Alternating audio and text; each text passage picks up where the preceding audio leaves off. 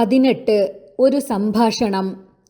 ബാബു കേശവചന്ദ്രസേന്റെ അത്യുന്നതമായ വെൺമാടമേടയിൽ ഹിമശുഭ്രമായ ചന്ദ്രികയിൽ ഗോവിന്ദപ്പണിക്കരും മാധവനും ഗോവിന്ദൻകുട്ടി മേനവനും കൂടി ഇരുന്ന ശേഷം ഗോവിന്ദപ്പണിക്കർ താഴെ പറയുന്ന സംഭാഷണം തുടങ്ങി. ഗോവിന്ദപ്പണിക്കർ: കുട്ടികളെ, എൻ്റെ അഭിപ്രായത്തിൽ നിങ്ങളെ പുതിയ മാതിരി ഇംഗ്ലീഷ് പഠിപ്പിച്ച് അറിവ് വരുത്തുന്നതിൽ പല ഗുണങ്ങളും നിങ്ങൾക്ക് ഉണ്ടാവുന്നുണ്ടെങ്കിലും ഒന്നു രണ്ട് വലിയ ദോഷങ്ങൾ കൂടി ഇതിൽ നിന്ന് നിങ്ങൾക്ക് സംഭവിക്കുന്നതായി ഞാൻ കാണുന്നു. സാധാരണ നിങ്ങൾക്കുണ്ടാവുന്ന ഗുണങ്ങളെ ഈ ദോഷങ്ങൾ പലപ്പോഴും നശിപ്പിച്ച് നിങ്ങളെ വഷളാക്കി തീർക്കുന്നതായി ഞാൻ വ്യസനത്തോടുകൂടി കാണുന്നു. ഇതിൻ്റെ സംഗതികളെ ഞാൻ വിവരമായി പറയാം. ഒന്നാമത്, ഈ ലോകത്തിൽ കാണുന്ന സ്വഭാവാനുസൃതമായ അനേകവിധ ഗുണദോഷങ്ങളുടെ പരിചയത്തിൽ നിന്ന് കാലക്രമം കൊണ്ട് മാത്രം സൂക്ഷ്മമായി ആലോചിച്ച് താന്താങ്ങൾ തന്നെ ഗ്രഹിക്കേണ്ടതായ പലവിധ കാര്യങ്ങളെയും ബുദ്ധിയുടെ ചാബല്യം തീരാത്ത ബാലന്മാരായ നിങ്ങൾ ഒരുവിധം പുസ്തകങ്ങൾ വായിച്ചും മറ്റും അറിഞ്ഞ് അന്ധാളിച്ച് ലൗകിക ആചാരങ്ങളെയും മതങ്ങളെയും കേവലം വിട്ട് എന്തും പറയാമെന്നും ചെയ്യാമെന്നുമുള്ള ഒരു ധൈര്യം നിങ്ങളിൽ വന്നു ചേരുന്നു.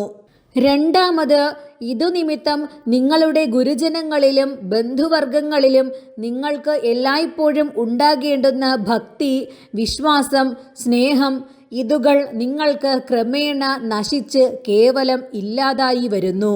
മാധവൻ ഇപ്പോൾ ചെയ്ത പ്രവൃത്തി വിചാരിച്ചു നോക്കുമ്പോൾ ഇംഗ്ലീഷ് പഠിപ്പ് നിമിത്തം മാധവന് ഇപ്പോൾ ഉള്ള അറിവും ആലോചനകളും ഹേതുവായി അങ്ങനെ ചെയ്യുവാൻ ഇടയായതാണെന്ന് ഞാൻ അഭിപ്രായപ്പെടുന്നു.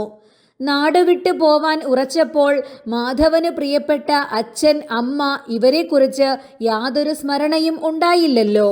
തൻ്റെ മനസ്സിന് സംഗതിവശാൽ ഒരു സുഖക്കേട് തോന്നി അതിൻ്റെ നിവൃത്തിക്ക് രാജ്യം വിട്ട് ഓടിപ്പോയി.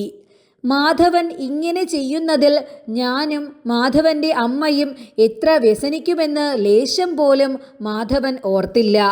ഇതിനു കാരണം ഞങ്ങളോട് മാധവന് ഉള്ള ഭക്തിയുടെയും സ്നേഹത്തിൻ്റെയും വിശ്വാസത്തിൻ്റെയും കുറവ് തന്നെ.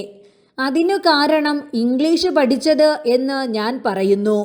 ഒന്നാമത്, മനുഷ്യർക്ക് ദൈവവിശ്വാസവും ഭക്തിയും വഴി പോലെ ഉണ്ടാവണം.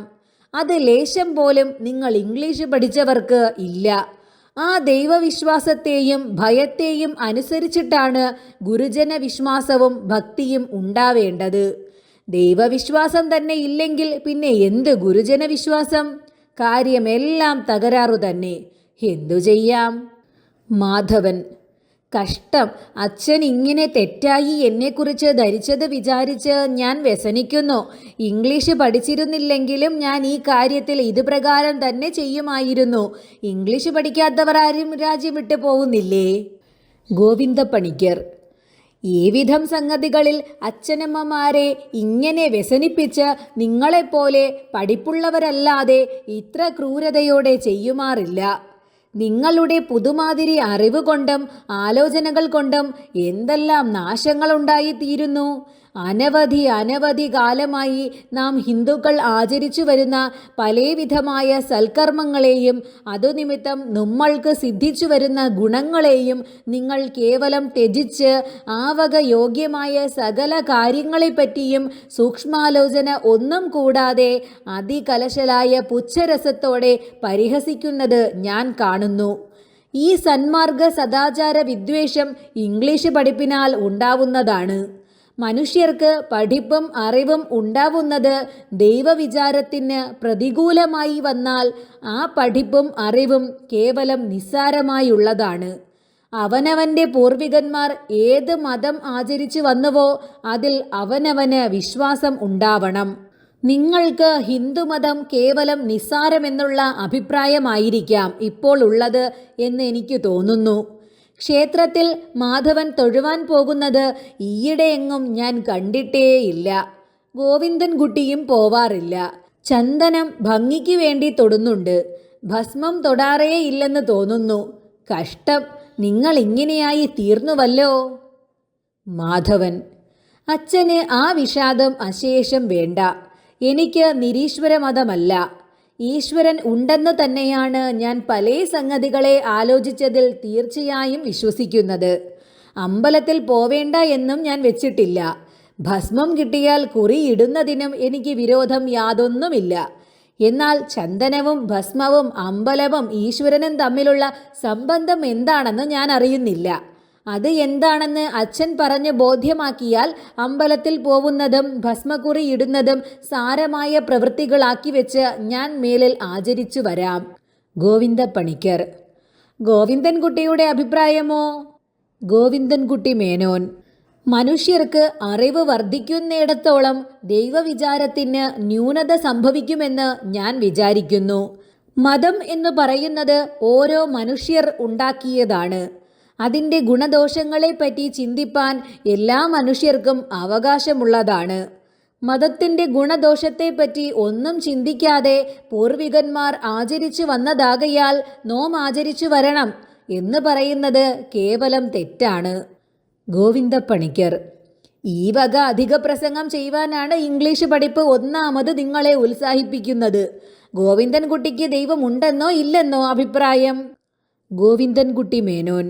എനിക്ക് ഈശ്വരൻ എന്നൊരു പ്രത്യേക ശക്തി ഉണ്ടെന്ന് വിശ്വാസമില്ല.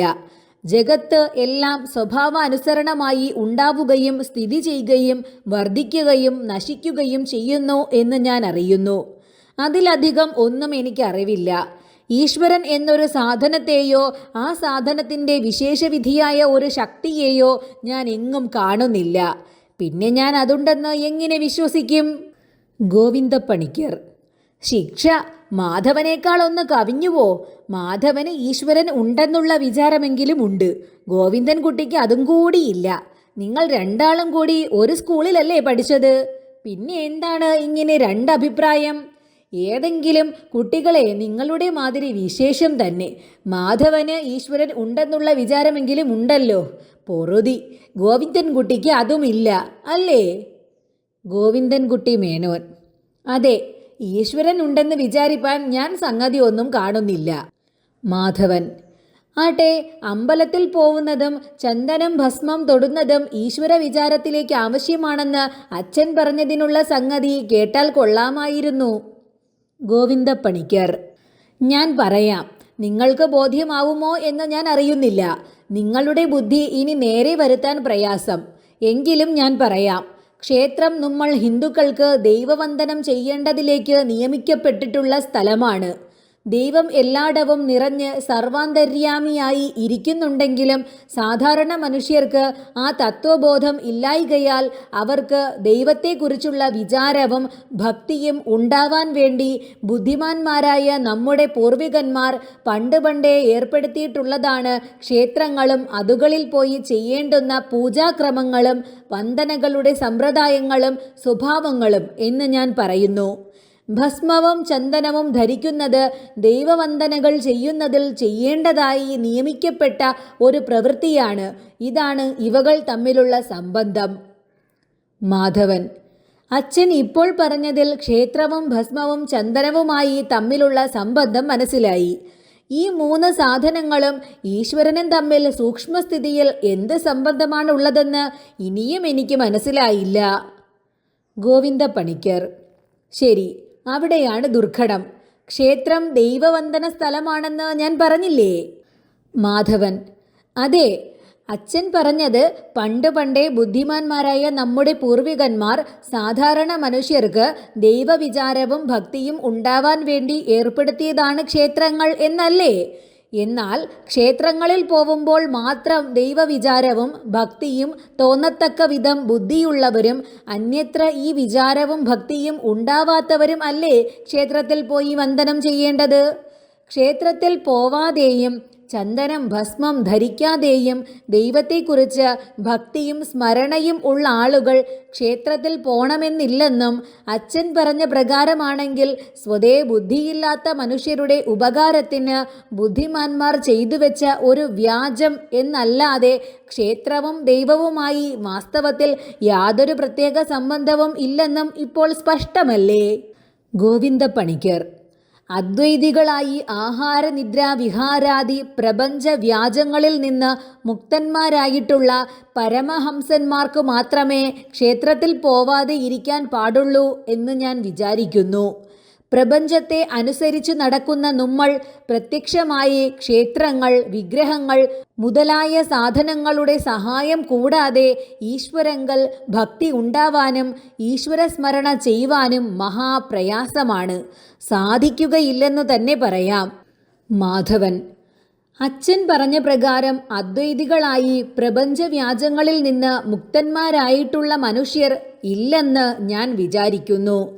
മനുഷ്യനെ പ്രപഞ്ചത്തെ അനുസരിച്ച് നടക്കാൻ ദൈവം സൃഷ്ടിച്ച ഒരു ജന്തുവാണ്. അപ്പോൾ പ്രപഞ്ചത്തെ കേവലം വിടാൻ മനുഷ്യന് ശക്തി ഒരിക്കലും ഉണ്ടാവാൻ പാടില്ല. ഉണ്ടെന്ന് ചിലർ നടിക്കുന്നുണ്ടെങ്കിൽ അത് അവരുടെ വെറും ധിക്കാരമായ ഭോഷത്വമാണ്. അങ്ങനെയുള്ളവരുടെ നാട്യത്തിൽ യാഥാർത്ഥ്യമുണ്ടെന്ന് മറ്റു ചിലർ വിശ്വസിക്കുന്നുണ്ടെങ്കിൽ അത് ശുദ്ധമേ തെറ്റാണ്. ആഹാരം, നിദ്ര, കാമക്രോധ ലോഭ മോഹങ്ങൾ ഇവകൾ ഇല്ലാത്ത മനുഷ്യരെ അച്ഛൻ കാണിച്ചു തന്നാൽ അവരെ പ്രപഞ്ചവ്യാജങ്ങളിൽ നിന്ന് മുക്തന്മാരാണെന്ന് ഞാൻ സമ്മതിക്കാം. അങ്ങനെയുള്ള മനുഷ്യർ ഇല്ലെന്നാണ് എൻ്റെ തീർച്ചയായ വിശ്വാസം. പിന്നെ മനുഷ്യർ എല്ലാം സാധാരണ സ്വഭാവങ്ങളിൽ ഒരുപോലെയാണ്. പഠിപ്പ് കൊണ്ടും അറിവുകൾ കൊണ്ടും ഓരോ സംഗതികളിൽ പരസ്പരം ഭേദങ്ങൾ കാണാമെങ്കിലും സൂക്ഷ്മ സ്വഭാവങ്ങളിൽ അത്ര വലിയ ഭേദങ്ങൾ വരാൻ പാടില്ല. അതുകൊണ്ട് അച്ഛൻ പറഞ്ഞ പ്രകാരം ആഹാരം, നിദ്ര മുതലായത് ഉപേക്ഷിച്ച ആളുകൾ മനുഷ്യരുടെ കൂട്ടത്തിൽ ഇല്ല. അച്ഛൻ ആദ്യം പറഞ്ഞ പ്രകാരം സാധാരണ അറിവില്ലാത്ത മനുഷ്യരുടെ ഉപയോഗത്തിലേക്ക് വേണ്ടി ക്ഷേത്രങ്ങൾ ഏർപ്പെടുത്തിയതാണെങ്കിൽ അതുകളെ ഉപയോഗിപ്പാൻ ആവശ്യമുള്ളവരല്ലേ അതുകളിൽ പോയി ദേവവന്ദനം ചെയ്യേണ്ടു. അച്ഛൻ പറഞ്ഞ പ്രകാരം ദൈവം സർവചരാചരത്തിലും കാണപ്പെടുന്നതും സർവജഗൽ സൃഷ്ടിസ്ഥിതി സംഹാര ശക്തിയുള്ള ഈശ്വരനുമാണെന്ന് ഞാൻ സമ്മതിക്കുന്നു. എൻ്റെ മനസ്സിന് ഈ ബോധ്യമുണ്ടെങ്കിൽ പിന്നെ ഞാൻ അമ്പലത്തിൽ പോയി അവിടെ ഉണ്ടാക്കി വച്ചിരിക്കുന്ന ബിംബമാണ് എൻ്റെ ഈശ്വരൻ എന്ന് ഞാൻ ഭാവിച്ച് തൊഴുതു കുമ്പിടുന്നത് വലിയ ഒരു വ്യാജമായ പ്രവൃത്തിയായി വരുന്നതല്ലേ? ഗോവിന്ദപ്പണിക്കർ: കുട്ടൻ പറയുന്നത് കേട്ടാൽ ദൈവവിചാരം ഉണ്ടാവുന്നത് വലിയ എളുപ്പമായി തോന്നുന്നു. ശിവ ശിവ, കുട്ടന് ദ്വൈതാദ്വൈത വിചാരത്തെക്കുറിച്ച് എന്ത് നിശ്ചയമുണ്ട്? ദൈവം സർവവ്യാപിയാണ് എന്ന് ഒരു വാക്ക് പറഞ്ഞാൽ അമ്പലത്തിൽ പോവേണ്ട എന്ന് വെക്കാറായോ? പ്രപഞ്ച വ്യാപാരങ്ങളിൽ നിന്ന് മുക്തന്മാരായിട്ടുള്ള ആളുകൾ ഇല്ലെന്ന് കുട്ടൻ പറയുന്നുവോ? മാധവൻ: അതെ, ആഹാരനിദ്ര മൈഥുനാദികളിൽ വല്ല രോഗം നിമിത്തമല്ലാതെ പ്രിയവും ശക്തിയും ഇല്ലാത്ത ആളുകൾ ഇല്ലെന്ന് ഞാൻ തീർച്ചയായി പറയുന്നു. ഗോവിന്ദപ്പണിക്കർ: ശിവ ശിവ, എനിക്ക് കേട്ടത് മതി. എത്ര മഹർഷിമാർ ഈ വക ചാബല്യങ്ങളെ ജയിച്ചവരുണ്ട്? മാധവൻ: ഉണ്ടെന്ന് ഞാൻ വിശ്വസിക്കുന്നില്ല. ഗോവിന്ദപ്പണിക്കർ: എന്നാൽ ശുദ്ധ നിരീശ്വര മതമാണ് കുട്ടനുള്ളത്. മാധവൻ: എനിക്ക് നിരീശ്വര മതമല്ല, ഈശ്വരൻ ഉണ്ടെന്ന് തന്നെയാണ് ഞാൻ വിശ്വസിക്കുന്നത്. ഗോവിന്ദപ്പണിക്കർ: മഹർഷിമാരോ? മാധവൻ: മനുഷ്യർ അച്ഛൻ പറഞ്ഞ മാതിരിക്കാരല്ല. മഹർഷിമാരായാലും മറ്റ് ആരായാലും വേണ്ടതില്ല. ഗോവിന്ദപ്പണിക്കർ: 7 മണി കുരുമുളകും 7 വേപ്പിൻ ചപ്പും ഒഴികെ വേറെ യാതൊരു ആഹാരവും കഴിക്കാത്ത ഒരു യോഗീശ്വരനെ ഞാൻ കണ്ടിട്ടുണ്ട്. അദ്ദേഹത്തിന് ജലപാനം കൂടിയില്ല. ഗോവിന്ദൻകുട്ടി മേനോൻ: അയാൾ വലിയ സമർത്ഥനായ ഒരു കള്ളനായിരിക്കണം. ജ്യേഷ്ഠനെ അയാൾ തോൽപ്പിച്ചു, എനിക്ക് സംശയമില്ല. ഗോവിന്ദപ്പണിക്കർ: അയാൾ മഠത്തിൽ എൻ്റെ കൂടെ 9 ദിവസം താമസിച്ചു. 9 ദിവസവും യാതൊന്നും ഭക്ഷിച്ചിട്ടില്ല. ഗോവിന്ദൻകുട്ടി മേനോൻ: യാതൊന്നും ഭക്ഷിക്കുന്നത് ജ്യേഷ്ഠൻ കണ്ടിട്ടില്ല. യാതൊന്നും ഭക്ഷിക്കയില്ലെന്ന് ജ്യേഷ്ഠനെ വിശ്വസിപ്പിച്ചു. ഇത്ര മാത്രമേ ഉണ്ടായിട്ടുള്ളൂ. ആഹാരമില്ലാതെ മനുഷ്യന് ജീവിപ്പാൻ പാടില്ല. അത് ശാസ്ത്രീയമായ ഒരു അവസ്ഥയാണ്. പിന്നെ ഭോഷ്ക് പറഞ്ഞിട്ട് എന്ത് ഫലം? ഗോവിന്ദപ്പണിക്കർ: ഇതാണല്ലോ ഇംഗ്ലീഷുകാരോട് പറഞ്ഞാലത്തെ വൈഷമ്യം. ഞങ്ങൾ പറയുന്നത് ഒന്നും നിങ്ങൾ വിശ്വസിക്കയില്ല. പിന്നെ ഞങ്ങൾ എന്തു ചെയ്യും? ആ യോഗീശ്വരൻ 9 ദിവസവും ഞാൻ പറഞ്ഞതൊഴികെ ഒരാഹാരവും ചെയ്തിട്ടില്ലെന്ന് ഞാൻ സത്യം ചെയ്യാം. അയാൾ നമ്മുടെ മഠത്തിലാണ് താമസിച്ചത്. പുലർച്ചെ 7:30 നാഴിക ഉള്ളപ്പോൾ കുളിച്ച് യോഗാനുഷ്ഠാനങ്ങൾ കഴിഞ്ഞാൽ 12 മണിവരെ പഞ്ചാഗ്നി മധ്യത്തിൽ ജപമാണ്. അതു കഴിഞ്ഞാൽ പിന്നെ 7 മണി കുരുമുളകും 7 വേപ്പിൻ ചപ്പും ഞങ്ങൾ എല്ലാവരുടെയും മുമ്പാകെ തിന്നും. പിന്നെ യാതൊരു ആഹാരവും കഴിക്കാറില്ല. ഇങ്ങനെ 9 ദിവസം കഴിച്ചു. ഞാൻ കൂടെ നിന്നും കണ്ടറിഞ്ഞ അനുഭവസ്ഥനാണ്. എന്നിട്ടും നിങ്ങൾക്ക് വിശ്വാസമില്ലാഞ്ഞാൽ? മാധവൻ: അച്ഛൻ കളവ് പറഞ്ഞു എന്ന് ഞാനും ഗോവിന്ദൻകുട്ടിയും ഈ ജന്മം പറയുന്നതല്ല.